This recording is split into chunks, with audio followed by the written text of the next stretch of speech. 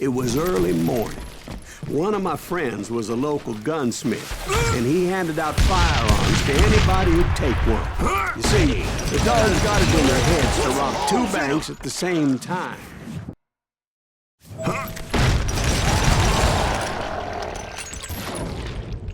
The brothers paid dearly for their stupidity, but everybody knows they had it coming. There's more to it than that.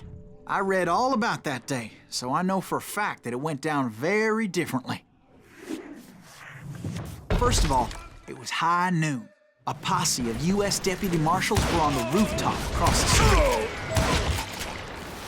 Get ready, boys. They're gonna make a move. The lawmen had been tracking the Daltons for months, and now they finally had them dead to rights. Among them was a bounty hunter feared by many a lawbreaker. The marshals tried to get the Daltons to surrender. They'll give up eventually.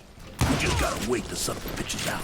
This bounty hunter knew that the brothers were far too proud to ever lay down their guns. So he went in there alone to confront those criminals. One of the marshals shouted, "Where are you going? Are you crazy?" Hey, where do you think you're going, dumbass? That rifle's mine. He saw a way to get around to the back of the bank. A moment later, he was climbing up a steep ladder, laughing at danger as he did. It was brave men like him who risked their lives to tame this wild puppy. We've got company. Is that Silent Green? Son of a Men like him, who did what other men couldn't or wouldn't to make this country free. Over there!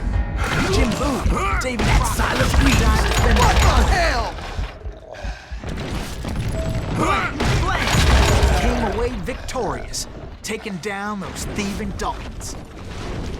His name was Silas Greaves, and when the dust finally settled, he was the last man standing. Sorry, kid, but that just wasn't the way it happened.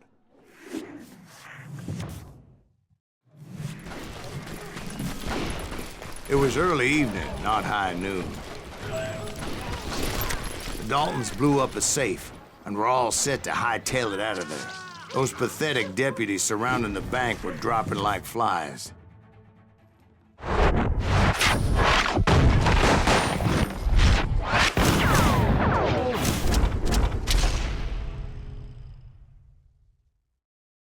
I had been tracking those jokers for months, waiting for them to do something reckless.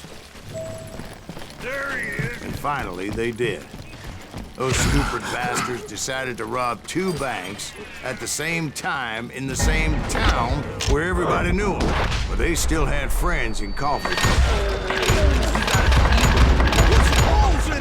Those friends came after me like a pack of wild dogs, tooth and nail. They were coming at me from all directions. I caught sight of the Daltons running with the money and didn't want to lose them. Problem was, they knew the town better than I did. To top it off, I found myself in the middle of another shootout entirely.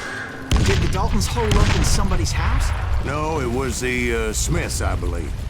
They were cousins of the Daltons, and they were shooting at the Browns, who were shooting at the Daltons, which wasn't any surprise, because those two families have been feuding forever. The Dalton boys knew.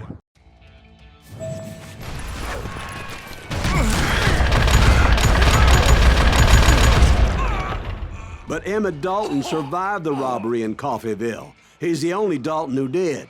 They say he was shot 23 times. Well, Dwight, who do you think put all those damn holes in him?